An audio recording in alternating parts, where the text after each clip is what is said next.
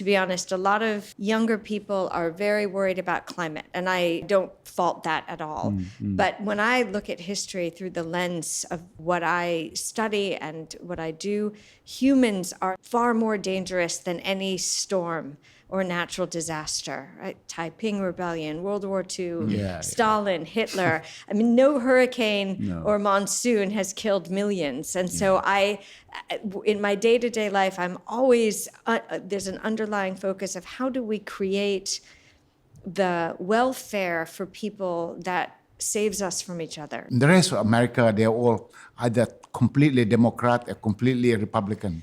But, the few states are swing states. Michigan is one of them. Tell me, what is your view, Karen's worldview about what are the people in Michigan looking for the next president? I think 99.9% of people on the planet are looking for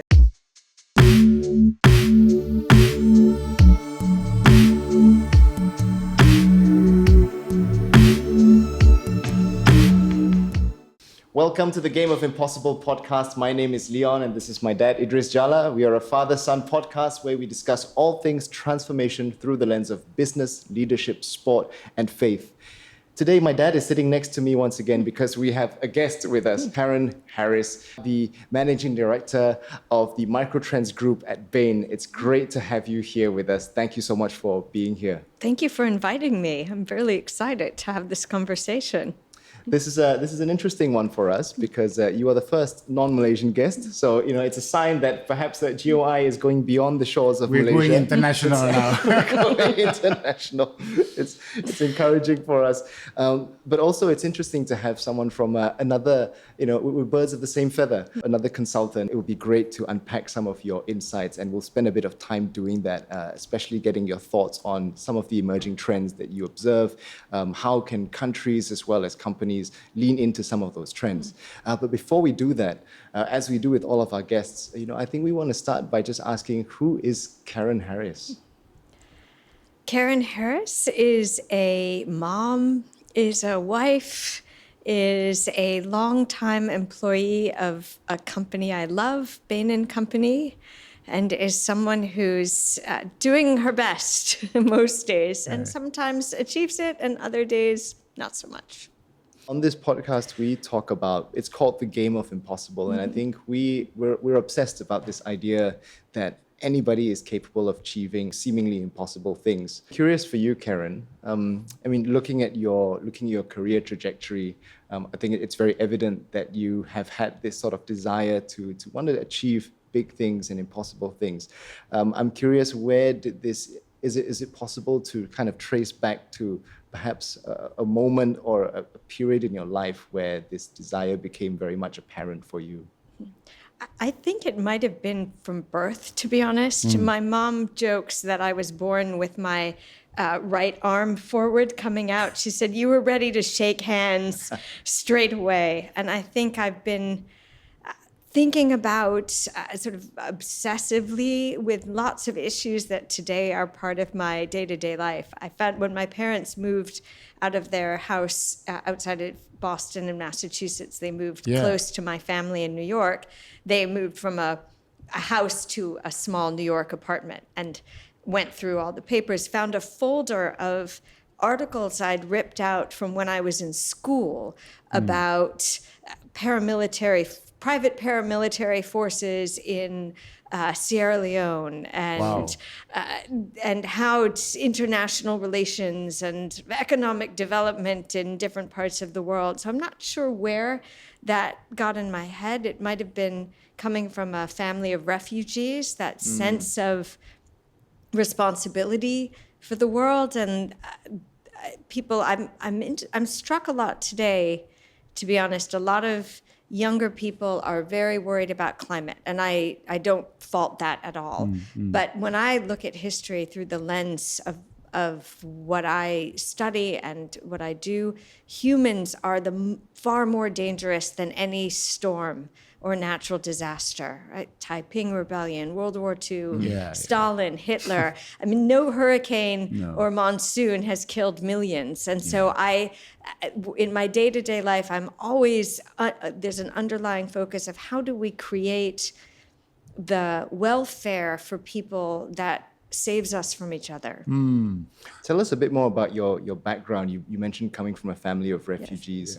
What did that look like, and how has that maybe informed some of the ways that you see the world? I mean, you touched on some of it earlier, but could you maybe add some color to that for us? Absolutely. So both of my parents were born in the United States, outside in Detroit, Michigan.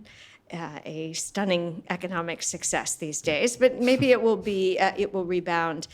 My mother's parents were also American. My father's parents were Holocaust survivors from Germany. Okay. And that has obviously a huge impact on how you perceive the world. And it's multi-generational, this sense of how things can go wrong very, very quickly, and that how important political systems are. I often, when I watch the news, I think, these are people who are being bombarded with weapons who 2 weeks ago woke up and their biggest problem was where to get the ingredients for their kid's birthday cake. And today a rocket is falling out of the sky, and just how tight that margin is for people, and how we can't squander that peace where we have it.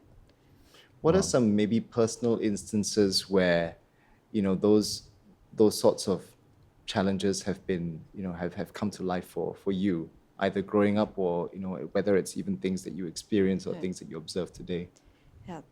Well, the positive side of it is I married someone, my husband, whose mother was a refugee.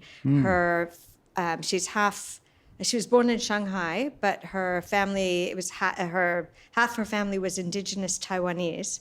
And when Chiang Kai-shek moved from the mainland to Taiwan, her family fled to Japan.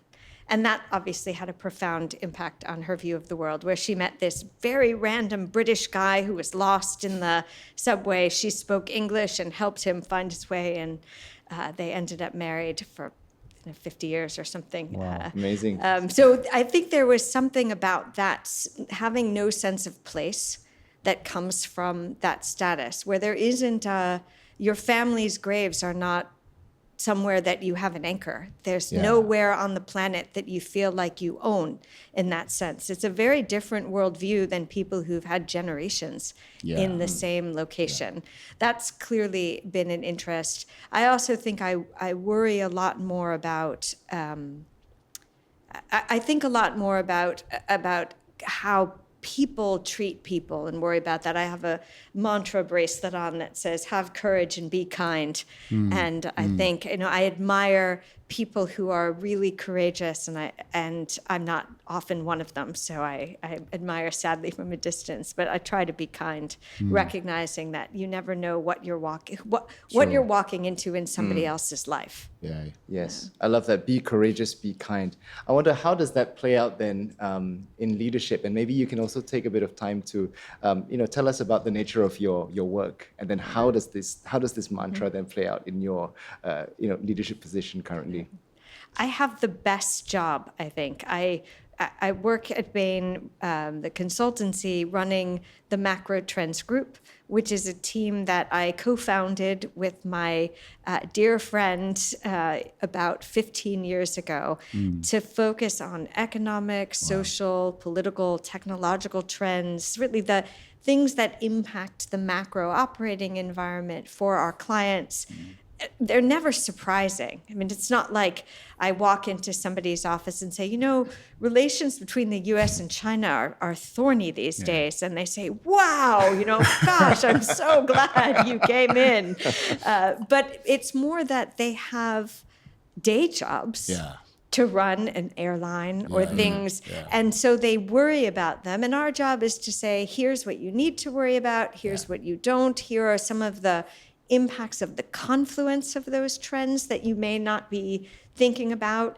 aging populations along with the impact of automation, right? Those create different workforce opportunities, who gets displaced, who wins, how that impacts inequality. Those are the kinds of issues that my team gets to think about, and it's great. It seems to me that you've created a new game of impossible in Bain by creating the mega trend group, really. I mean, how many years ago did you start this? It was 15. 15 years. It must have been quite a new thing for the whole team to start doing that. And when I was in Shell, Karen, I spent 23 years in Shell Group. We had a team that did a kind of similar stuff. Yes. We used to call it scenario planning. The Art of the Long View is one of my favorite books. And so we really tried to do that. When it first started, I suppose it's much similar to your own journey. They were saying, who are these guys from a different planet? What are they trying to tell us? But we found it was such an important tool that we use for Shell, long view about the future. And it really gave us, I would say, tremendous foresight and in some sense wisdom, because we then looked at the past as well. If we look at the foresight, we look at the past, then we say these trends are very important. I read some of your articles. Maybe let's just jump into some of your 3 very important mega trends that you talk about in your articles for the world. Well, first, I'm really struck by Shell's success, right? They were famously able to see ahead to the oil crisis. And I think we look at post-globalization, geopolitics, the impact of automation, again, balancing demographics, what we call capital rationalization, or CapRat when we're talking amongst ourselves, which is not a great term, but it came from, we had studied capital superabundance, right? And now that's reversing. So going from superabundance to rationalization, we welcome better suggestions. Thankfully, we're not the marketing experts, and what we call exurbanization, which is largely an advanced economy trend of people, the de-densification of cities. Those are really 4 long themes that we've looked at. Let's just stick to the demographic changes. Huge demographic changes today because of aging population. And Bain did some analysis how much the decline in the labor force for Europe, it must have massive impact the way you look at the economic growth within Europe, for example. I mean, in the US, it's almost relatively stagnant as well. And tell us more about this demographic change and how this trend is going to impact the world. Right. Well, first, it's all over the world. We are seeing a move to a demographic shift, with the exception of India and parts of sub-Saharan Africa, which it's 54 countries. Malaysia faces an aging population in this, not now, but in the next decade, and it puts the onus on us to find ways to get through the transition. It's not. The challenge isn't once we're in a post-pyramid society. It's how we manage, how we support our aging population, create that productivity while the younger population is smaller. And the great news is we've had unbelievable technological innovation that makes that, when deployed well, can make that a much smoother path than I think we had envisioned. But it does, of course, question where the economic weight of the world is increasingly in this region rather than in Europe, as that population just shrinks. Yeah, you talked about increasing our productivity, and in your writing as well, you were talking about your reflections at Davos, and how the sort of what's most in vogue now is this talk of AI. I'm curious. Do you think that there is potentially some sort of efficiency paradox as the world becomes more automated as we go towards AI? Do you think that we are at risk? Well, I think despite spending a lot of my time thinking about the history of human slaughter and mistakes, I tend to be a bit of a long-term optimist. And people have found we've never in the past run out of things to do. Right. And we see this at work, and I'm sure you've seen it in your own businesses, in the places that you work, that smart people find ways to occupy their time. And as a leader, it's your job to make those productive ways, not just productive, but to have all those people pointed in the same direction. Because otherwise they'll just move rocks from one pile to the other in an effort to please or to feel busy. And what we've seen, I think one of the things we learned from COVID, we had a lot of hard lessons, but people without purpose get really sad. Absolutely. And angry. And so I think that fundamentally our species tends to look for purpose. So what does automation do? Well, I haven't met a grandparent who looks in their grandchild's cradle and says, gosh, I really hope you grow up to pick goods in an Amazon warehouse. That would be the fulfillment of right? So where automation can come in, actually it can relieve some of the tedium, a lot of the jobs. And it's just, I think the transition between the processes we've invented to cover our own inefficiency and the jobs of the future, there may be some time lag. If you take the two mega trends together, the demographic shift because of aging population, so not many people are in the working labor force, and then the advent, the proliferation of AI coming through, there's a tremendous possibility that you can manage that transition because the opportunity is there. And so I am like you, I'm an optimist. I do believe that human beings are at their best when the back's against the wall.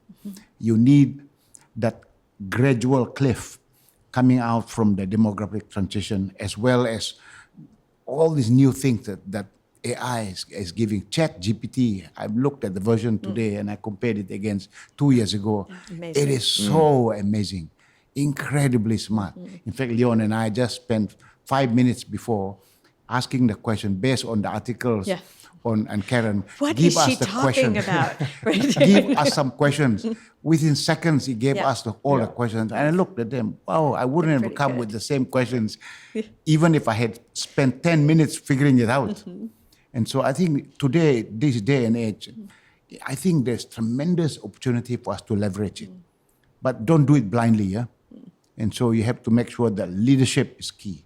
Because if the leaders deploy the people properly and use the technology properly, then I think the limited resources available in the labor force can be put to good use.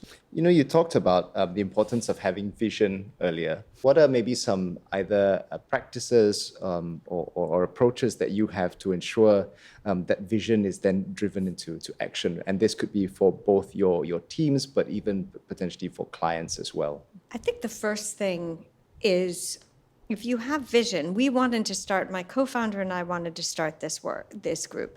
And we were lucky. We have a very trusting relationship. He's clearly the brains in the outfit, and I just try to get out of his way to make sure that he can think brilliant things unimpeded. But it was hard work. It wasn't like we didn't just run around saying, why doesn't, you have to let us do this. We did our day jobs, and then we did this job too until we'd proven that we were useful. And there's, of course, an element of luck. When you decide in early 2008 that you want to start writing about the macroeconomy, and then there's a global financial crisis, and you're the people who've been writing about it, there's not a lot of time to stand up that capability. So we were the best, the movie Argo, which is one of my favorite movies. We were the best bad idea that they had at the time. And so that there's luck. But I think as I diagnosed in retrospect, there's no getting around hard work. You can't expect anyone who says, trust me, the first thing you should do is, make sure you've got your phone in your wallet and run.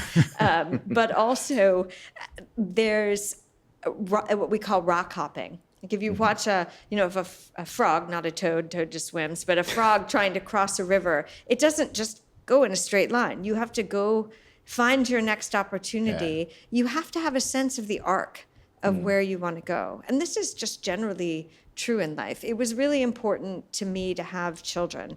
And so the timing of that, there's and by the way, there's never a good time to have children. They just, it's like, when is a good time for me to unleash a hand grenade on my house? And, right? not really.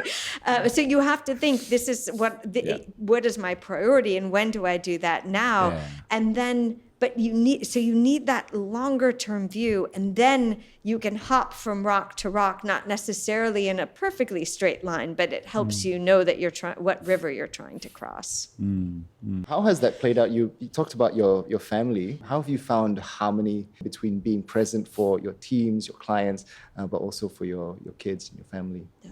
Well, when my kids were little, I started this team when they were in school, not really little. And when they were very small, I was working part-time and my husband was working full-time. And we were able to manage that way because my career was slow. I don't know if I'm the longest path to partner that Bain has ever had, but I'm certainly on the list. On the list. Right? It was definitely not quick. So there's only so much energy you have. I joke that for many of us at Bain, and I'm sure this resonates with a lot of the people listening and watching, when you're young in school, at university, you're used to being an all-A student. You know how to achieve. And then as you layer in a marriage or a partnership, you layer in kids, you layer in aging parents, it actually becomes impossible to get A's in everything. And I say it's like spinning plates. You kind of see one wobble and you run to it. And often I think my husband would agree that I get a C in that. But it's there's prioritization. For me, getting Trade-offs. an A in mothering was just very important. I think it's important to every parent. We had ideas on how to do that worked for our family. Other families have great kids and different ways of doing it. So I wouldn't even advocate for what we did particularly. But I do think what got next up was my job, and then my poor husband often was the Well, Leon and I runner-up. talked about that before, and we had quite a lengthy discussion about the name work-life balance. He said, well, Dad, this word balance, it doesn't exist. So the word is better to use harmony.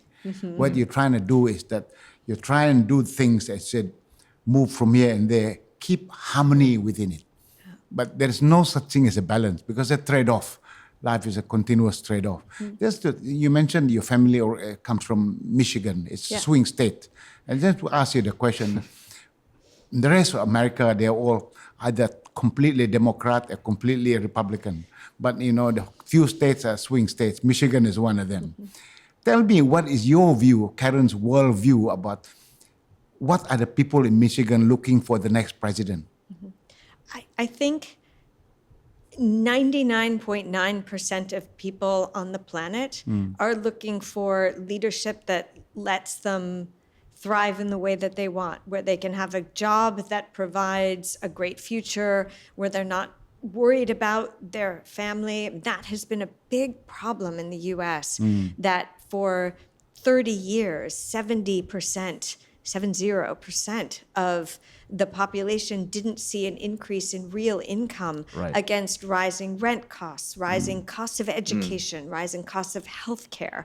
That insecurity is just profoundly upsetting for people. And that is always the priority. On the margin, are there differences in view about how you execute policies? Sure. Are there parts of the world that resonate more with some people than with others? Of course. But in general, that is the challenge. And I think it's not clear to many people who will do that. And that's why our elections have been such a bizarre, where you see people vote they go from Trump to Biden to, it's not because they're enamored with the full suite of ideas. It's because they're solving for that problem of their own, of looking and wanting to have a better future. So based on the debate that they recently had and also what they have said in the campaign trail, who do you think, based on that, who do you think did a better job as telling people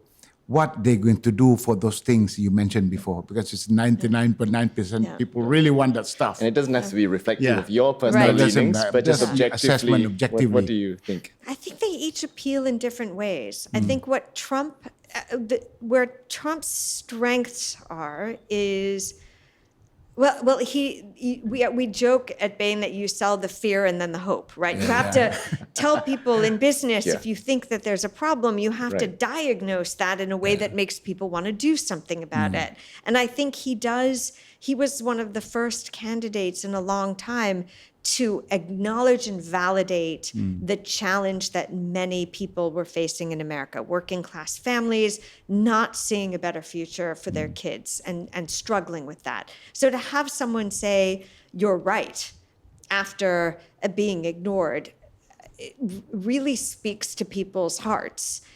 He also speaks in a way some people find offensive and others find very approachable. Like he says things in a way that some people might say them in the privacy of their own home, maybe more crudely, but in a way that he identifies problems and people say, yeah, he gets me.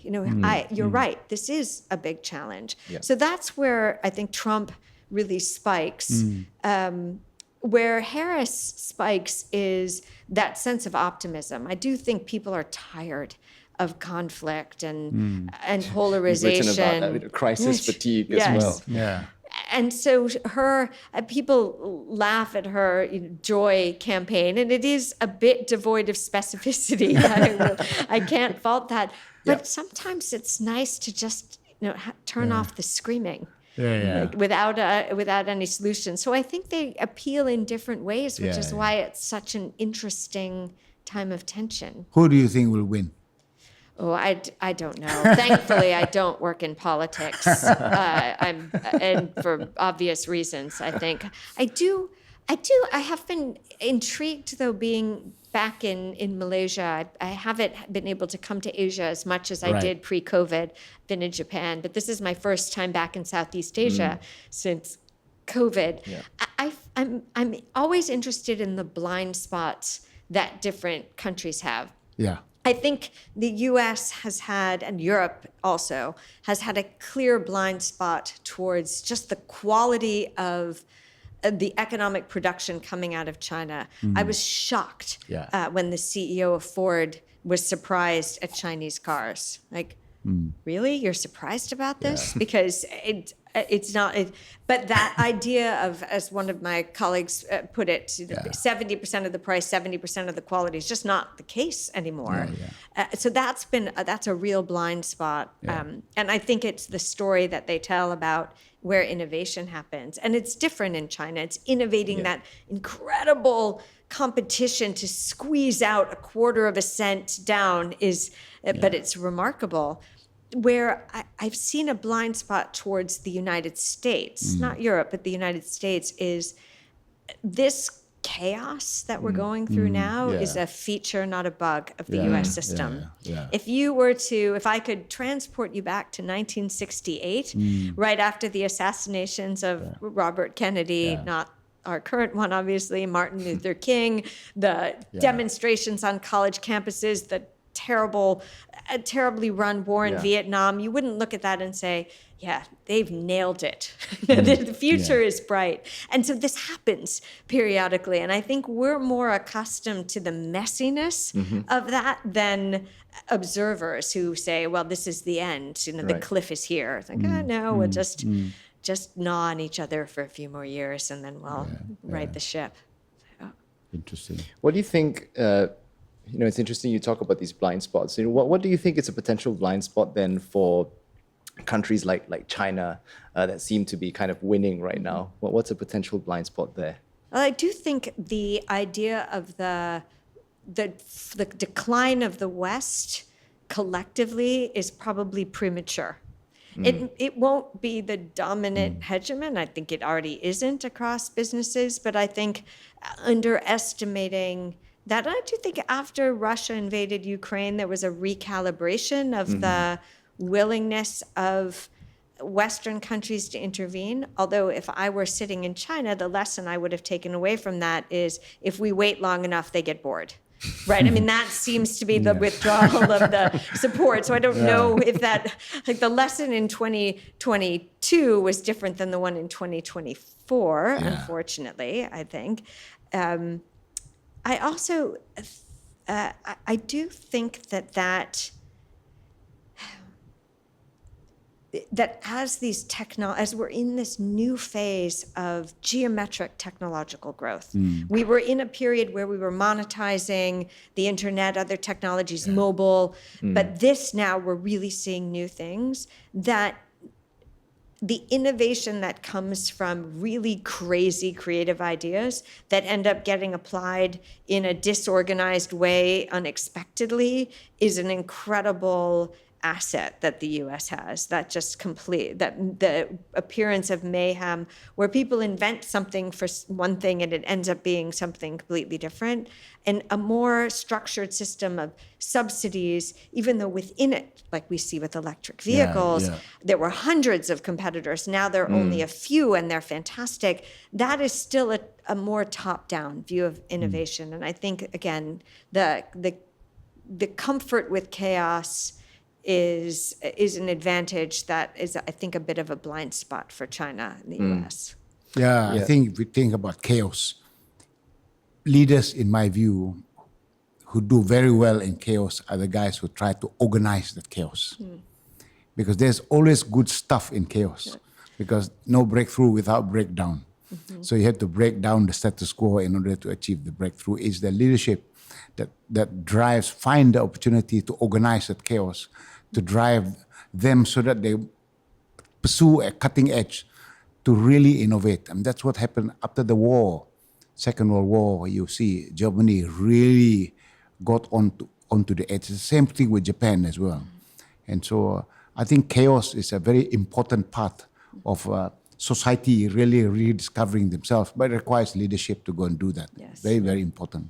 Yeah, I mean, and I agree with that as well, because I think if we look at personally, a lot of the best initiatives in my work experience have come from an initial period of chaos, of just trying the thing and not having an exact idea of how it will work out. I'm pretty sure it was probably the same for you as well when you were founding, the Macrotrends group.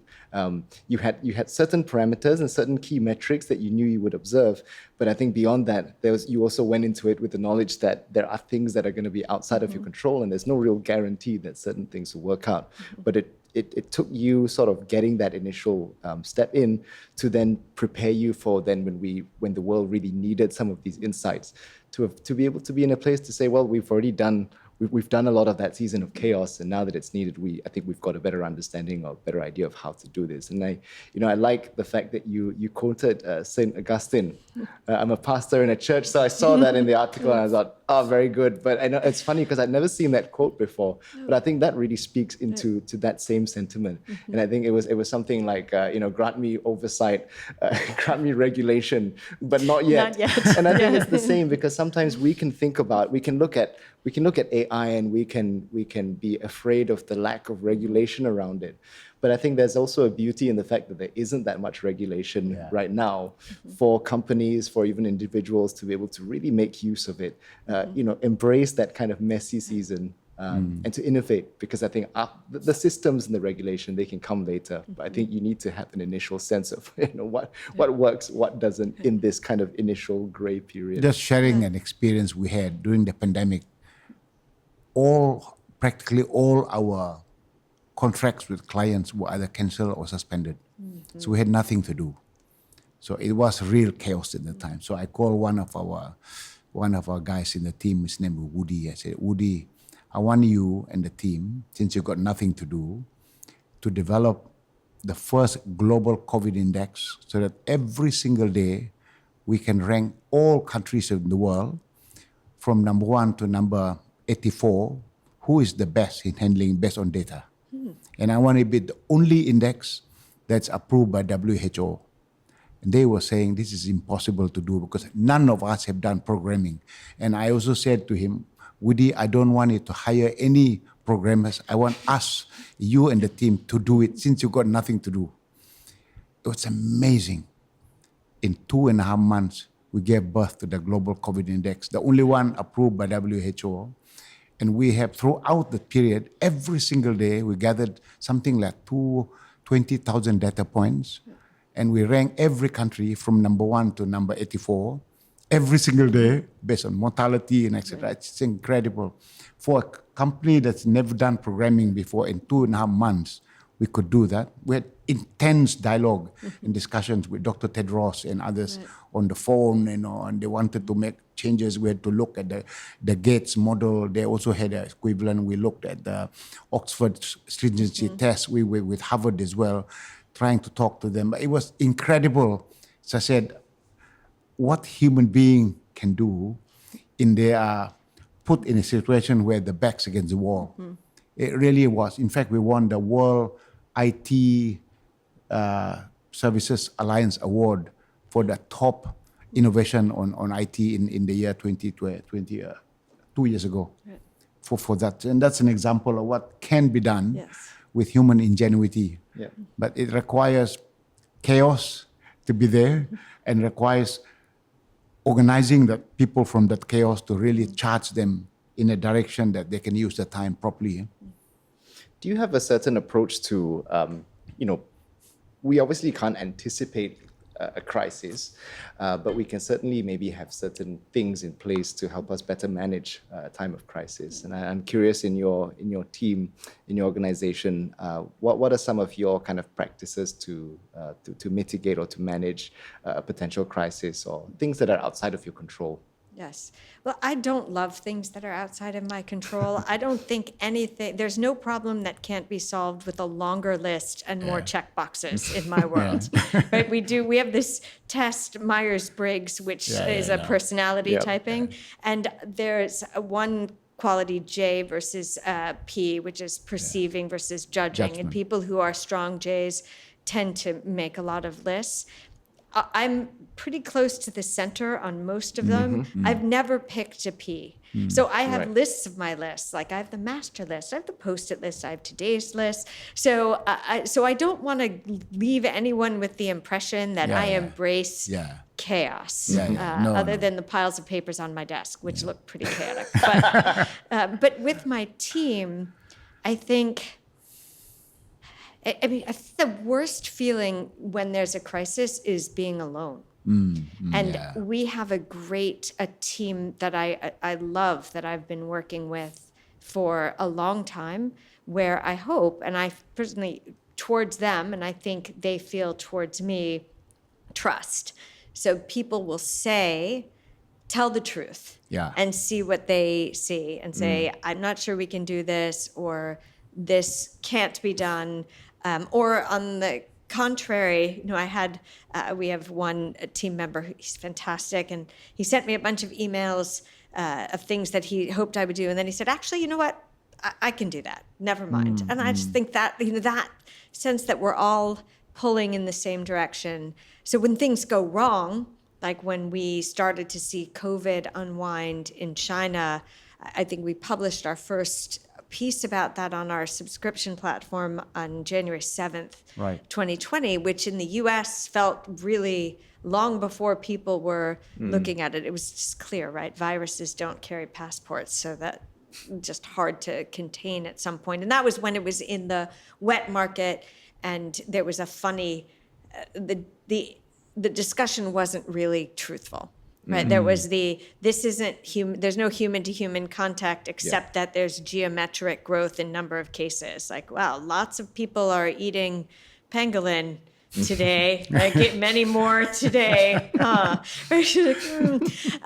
that, I think we were really braced for that in advance, and someone on my team was watching videos on Twitter and just seeing what was coming out and saying, okay, this is so first we believe each other. Right? There's that confidence, and then we support each other.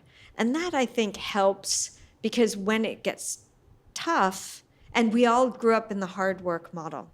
So when there's a crisis, you're working a lot. That's when it gets hard. But when you feel like everyone's working that we will share the rewards of that what we're doing is important and has a purpose. You're more willing to work hard than you would be if it's, oh, my idiot boss has just asked me to stay late to do something that I don't understand. So I think that is very helpful in that. And when you feel like you have a real, something that's important to say and you have confidence in that. I read one of the mega trends that you guys saw is that the increasing inequality in the world today.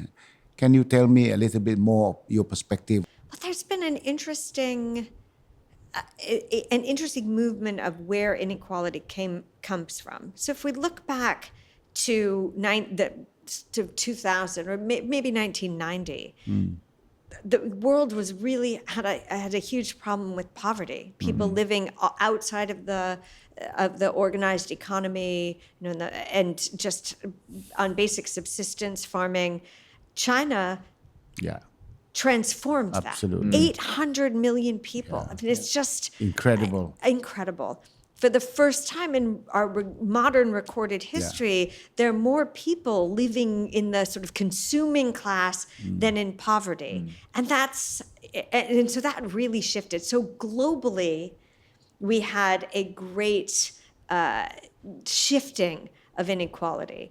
However, the losers from that were the middle class in advanced economies.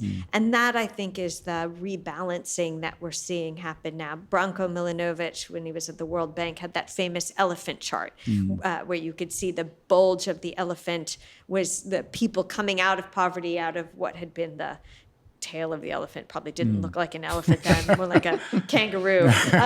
And then you see that dip down to zero of the growth in the middle class. And then the wealthy benefiting enormously from that too. If you owned assets in that low interest rate environment, the return was incredible. So I think it's more the narrative of who's, the shifting of who's at the bottom of that has changed recently more than, because the overall story for the earth is it has one improved. that's much better. It's the middle class that really had the short straw, if you like. Yes. One of the things that we talk a lot about is, I think, the importance to, see part of one's role in leadership as also being able to forge, strategic alliances. We call it winning coalitions. I wonder, in your case, what does this look like in terms of collaboration within your teams? But, if you want, you can also touch on what could this look like for captains of industry, between companies, between different countries as well. I'm going to start in a slightly different place, which is the advice I give to people looking for their first jobs out of university. And my son is in his second year at university, so I spend more time with that group. And I think the most important advice I have is never take a job because you think you should when you don't like the people there.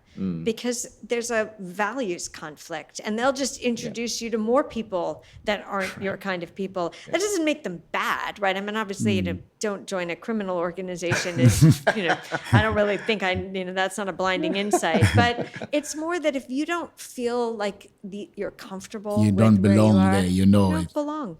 Your gut tells you that. And whatever their brand, if their brand is best company on earth, and you're like, how can I turn down a job from best company on earth? Like, well, you say, thank you for the opportunity, but no thank you, right? And so that, I think, is a starting point. And there are executives in consulting. I meet a lot of leaders, and many of them, I admire. We have amazing clients, and I admire them.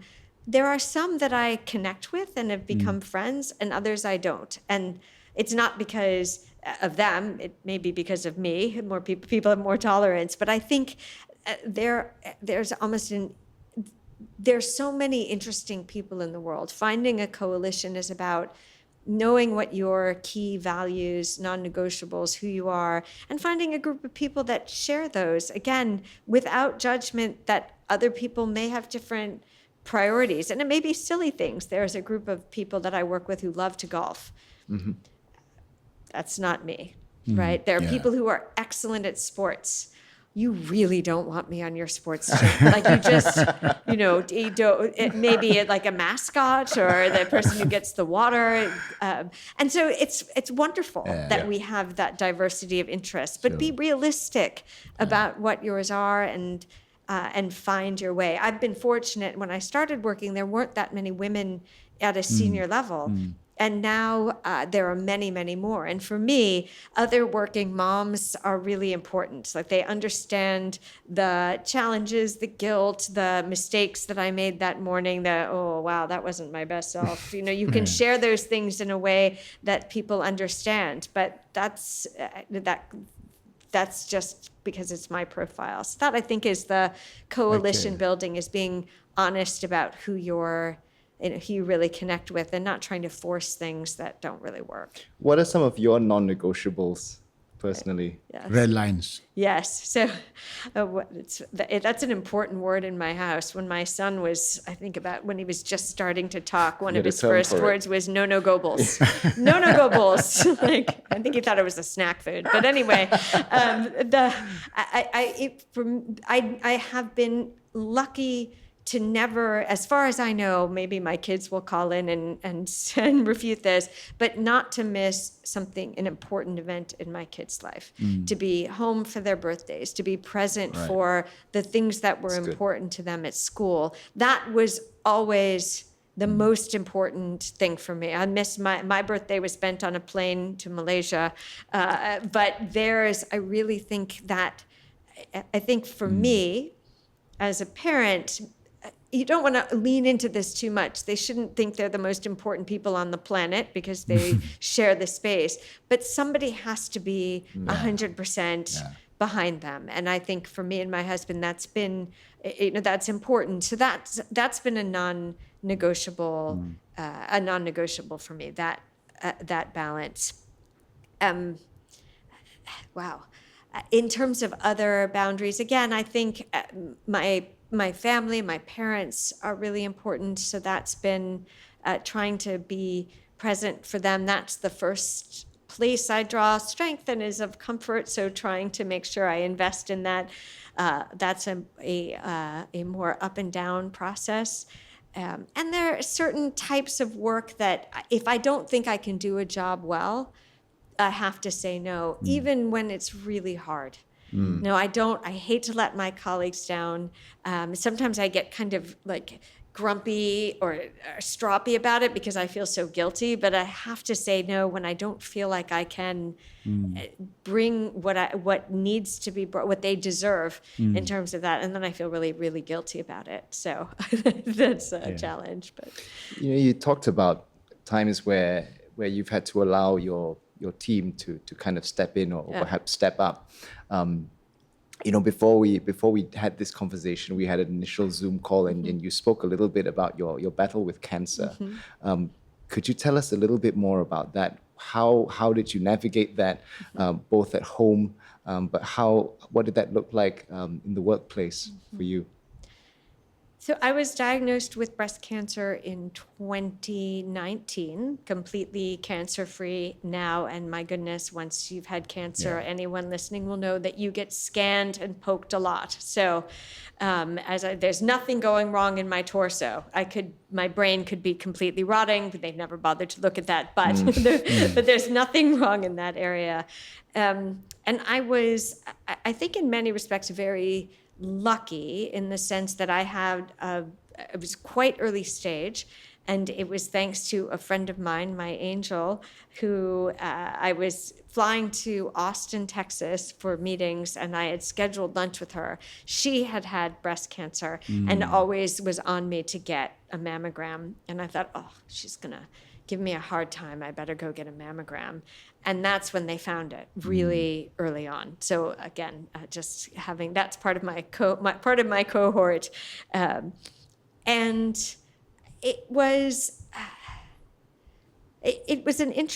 interesting to navigate. First, I didn't want to, my kids at that time were 10 and 12, and I didn't want to scare them. And it was true because of the type of cancer I had, stage 1, grade 1, really fortunate that you don't die from that unless you wait a long time. And I told my kids when I told them I had cancer, because I knew they'd hear me on the phone. We were constantly seeing doctors. I got a second opinion. And they weren't stupid, and we live in an apartment. I said, no, I have cancer, but I have a greater chance of dying from being hit by a bus on my way to the doctor's office than I do from this cancer, which statistically was truthful. But I wanted to take that burden off them.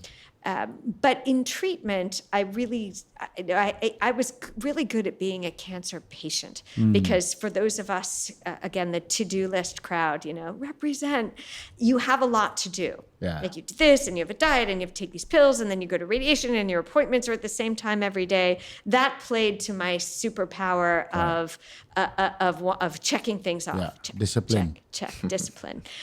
What was harder was in between those periods and right afterwards. And the other thing that was difficult was my total denial of impact on myself at work. And this is where my team really was phenomenal. Especially for me, radiation, and I didn't have to have chemotherapy, but I'm sure this is true, or even worse, of chemo. One author recently described it as, you're not just tired, you feel like cement. And that was exactly it. Like I would come home, and I remember one day, and I was so determined to just ignore this, that I actually sent my husband on a hiking trip that he did every year. So he was out of the house, and I remember going to the kitchen to get a glass of water and just lying down.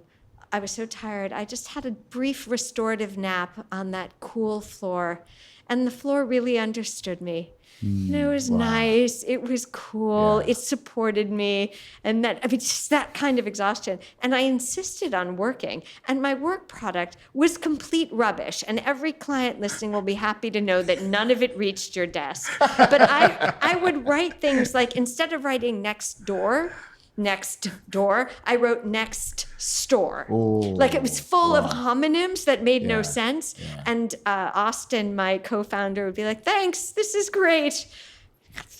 Throw it away. And they just kind of cleaned up my mess without confronting me on it. Yeah.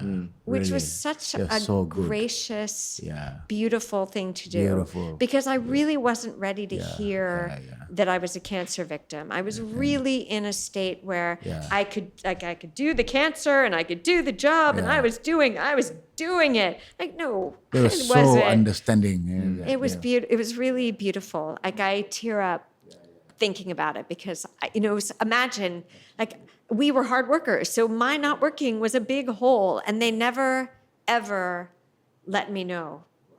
So, well, you've obviously done something right in fostering that kind of a culture within the team. How can more people kind of develop teams like this? well, I have to say, we're lucky at who comes across your life, but so many of them are just good people.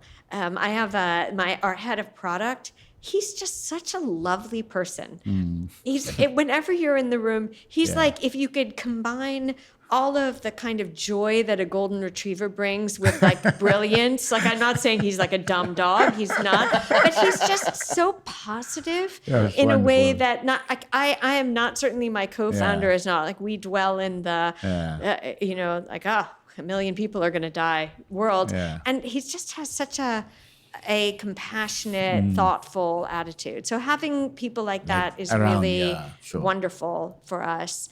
I think you have to your team respecting who they are. I think one of the things that maybe it's late, and I don't know if it's wisdom, but I often think about this now, is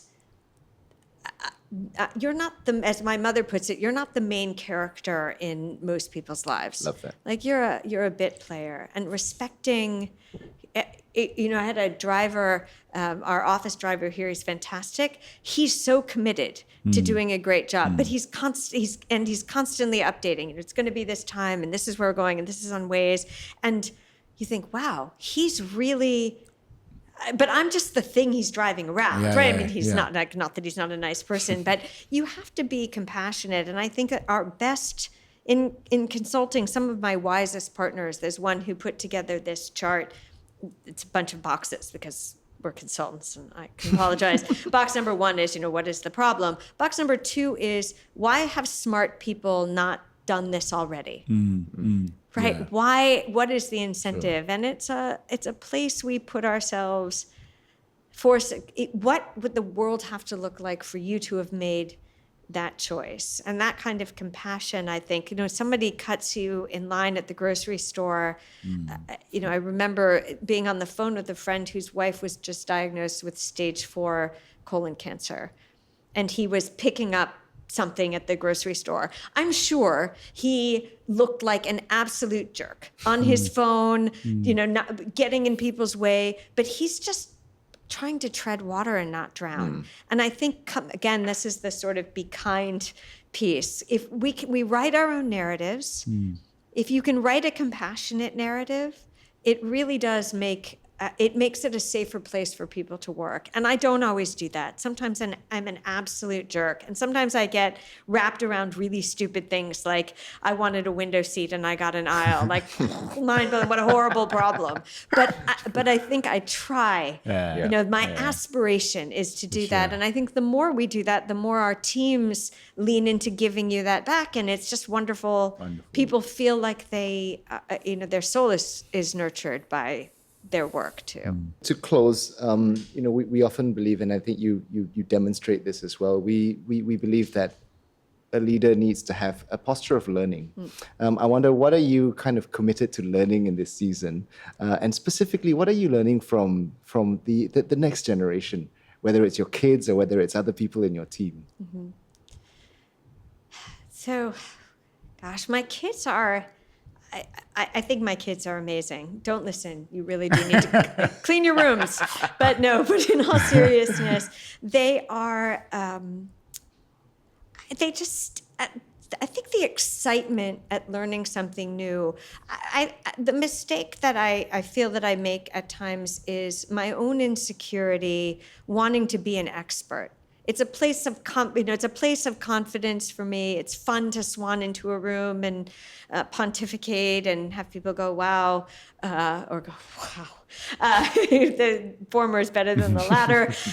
But to recognize, whenever I sort of lean into listening, learning more, it's just so enriching. There's just an incredible amount of wisdom in the world. And when I look at my kids, they don't have any ego wrapped around expertise. They're still in that growth phase. And I think that growth mindset, it sounds cliched, but really is something I occasionally, when I reach it, it feels really good.